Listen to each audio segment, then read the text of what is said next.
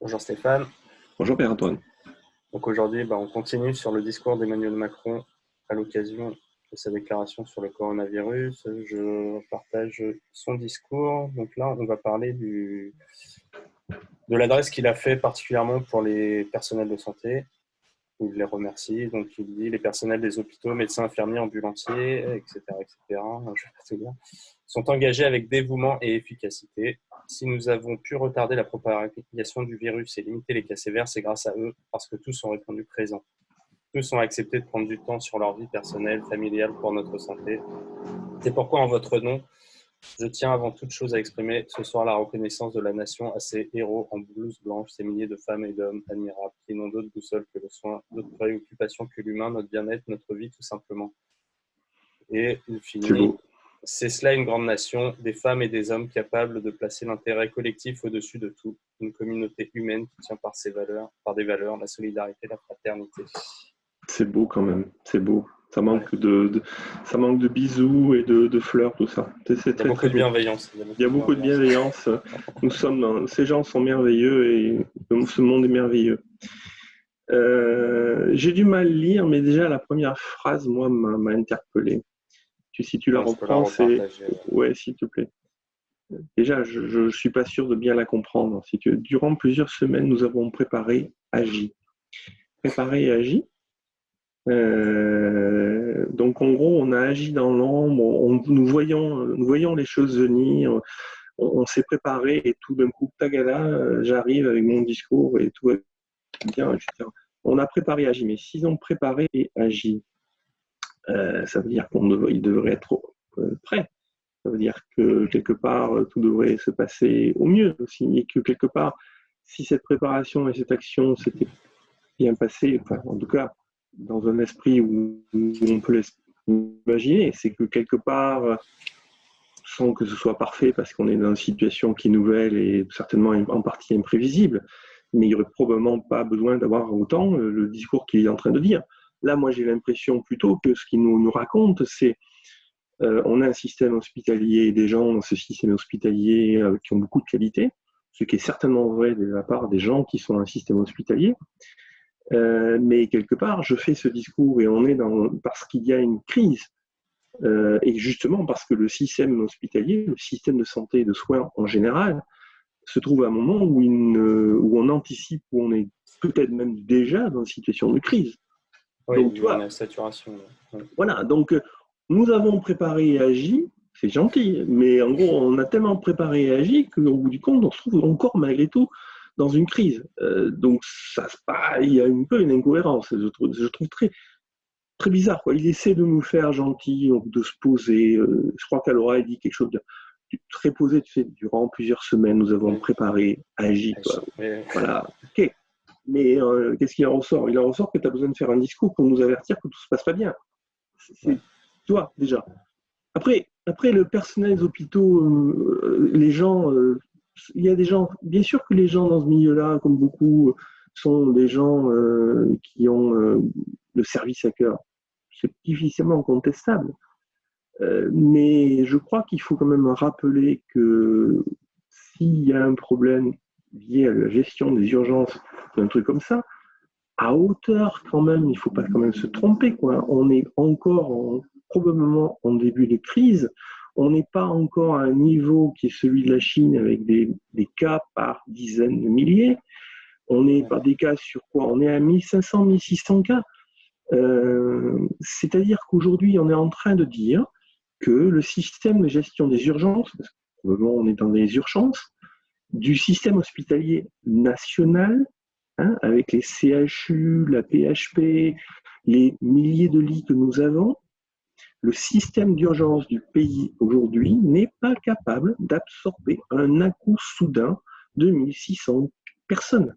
C'est ça qu'on est en train de dire dans un pays de 65 millions de personnes. Ouais. Donc, tu vois ce que je veux dire? C'est Ah oui, non, mais c'est assez hallucinant. Oui, c'est parce qu'au final, il n'y a que 1500. Bon, après, il faudrait voir le nombre de cas. Ouais, ça doit être comme ça. Je ne sais plus exactement. Mais oui, c'est pas, même si c'était 10 000 sur une population de 55 millions, ça paraîtrait pas, de 60 millions, ça voilà, paraîtrait pas j'ai aberrant. pas fait le Et calcul, hein, mais 65 millions, de passer à 1 million, il y a un fait, on va dire 6. Du passer à 1 million à 10 000, il y a un facteur 100, donc on est un facteur 600. Et de passer à 10 000 à 1600, il y a encore un facteur 6, si je sais à peu près compter. 6 fois 6, 36, on est à 3600. Hein, grosso modo. Donc, grosso modo, une personne pour 3600, allez, 4000 pour faire simple, on est sur un à-coup d'une personne sur 4000. Ça veut dire que si en France, il y avait quoi que ce soit, je sais pas moi, une évasion, un incident Oui, un peu majeur, un important, astéroïde qui s'écrase. ouais, voilà, je Ouais. sais pas moi, une inondation, enfin quelque chose qui se passe, on ne sait pas gérer un à-coup de 1 pour 4000. Ouais. C'est ça qu'il est en train Oui, de on est en dire. flux tendu complet. Et pas pour un truc où tous les gens sont morts comme Ouais. pendant une guerre, juste Ouais. pour une grippe, quelque part qui est une grippe. Donc qui a besoin de trucs respiratoires. Je vais mettre, il faut comme toi, on est sur un truc quand même qui est certainement exceptionnel, mais il faut voir le curseur qu'on pousse quand même. Donc, les gens admirables, motivés, mobilisés, moi je les salue, j'ai aucun doute là-dessus. Mais le système, par contre, on est en train de reconnaître et de dire que bien qu'on ait préparé et agi, on n'est toujours pas capable d'absorber un choc de 1600 personnes. C'est quand même, moi ça m'inquiète ça. Je ne vois pas en quoi le système de santé dont il nous parle est aussi magnifique qu'il veut bien nous le faire dire, quoi. Ouais. Oui, c'est que déjà, on voit qu'en temps normal, quand tu vas aux urgences ou ce genre de choses, tu sens déjà qu'il y a une saturation. Donc, c'est vrai que face à des crises comme ça, voilà, un à-coup d'une personne sur 4000, ça va tout faire exploser. Et comme tu le dis, on n'est qu'au début de la crise, de la propagation, donc ça Donc, risque de dégénérer. Ouais. effectivement, ça risque de dégénérer malheureusement. Et par rapport à tout ça, son appel à ne pas céder à la colère, à la panique, tout cela, je pense que c'est du bon sens. Ça, je pense que c'est Ouais. effectivement une bonne chose, même si malheureusement le fait que lui-même fasse un tel discours est de nature à inquiéter.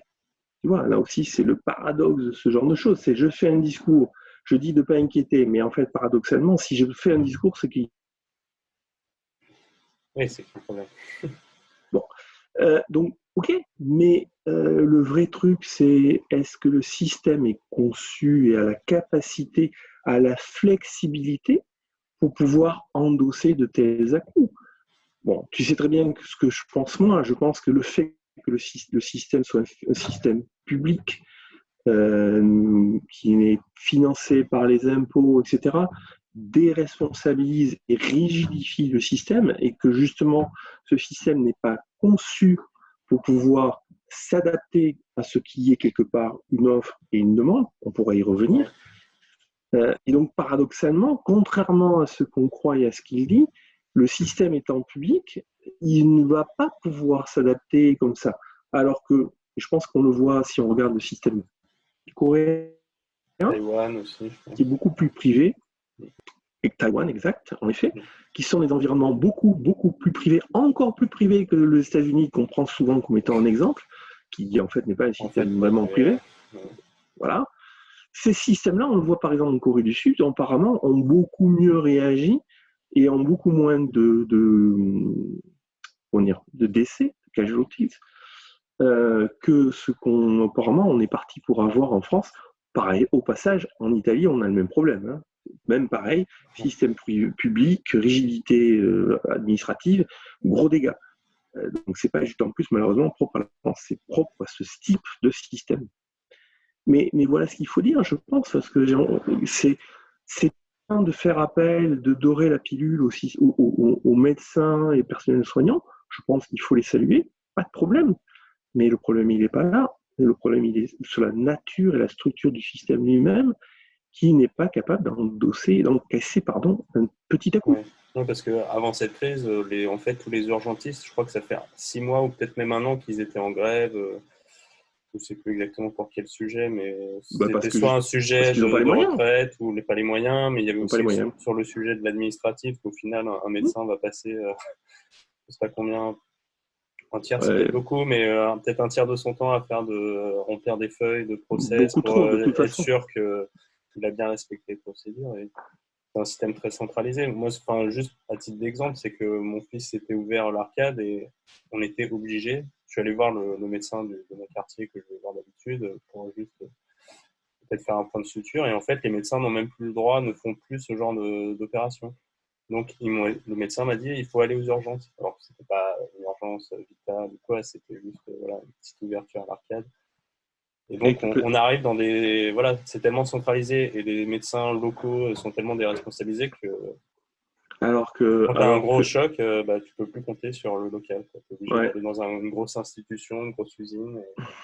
Et alors que si on était en brousse, si tu me permets, ou au fin fond des dom-toms, ben, je serais bien content d'avoir un médecin sur place capable de poser 2 points à ton fils, quoi, et que ça serait clairement la bonne façon de faire. Et c'est comme ça que ça se passait il y a peut-être 50 ans, même si tous les médecins n'avaient pas forcément toutes les compétences. Effectivement, l'exemple que tu donnes aurait été traité de cette façon-là, et ça contribuait à ne pas engorger les urgences. C'est vrai que là, avec les urgences, ça va être engorgé comme elles l'étaient avant. Avant, oui, déjà. Avec les 1600 en plus. Donc, ça doit être absolument apocalyptique à gérer pour eux.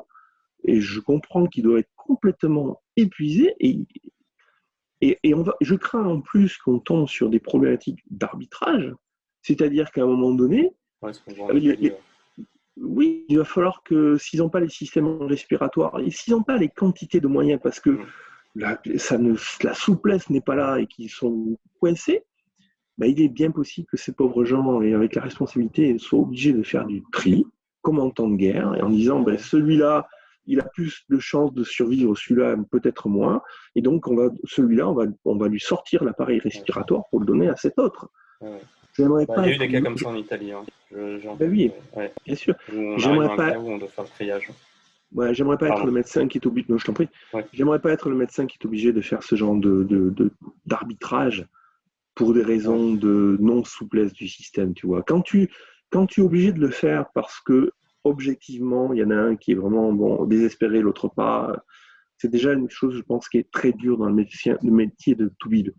Mais de devoir le faire dans une situation comme on va connaître, pour des raisons de non-souplesse et d'incapacité à s'adapter du système, je trouve que j'aimerais pas être médecin, j'avoue. J'aimerais pas être médecin.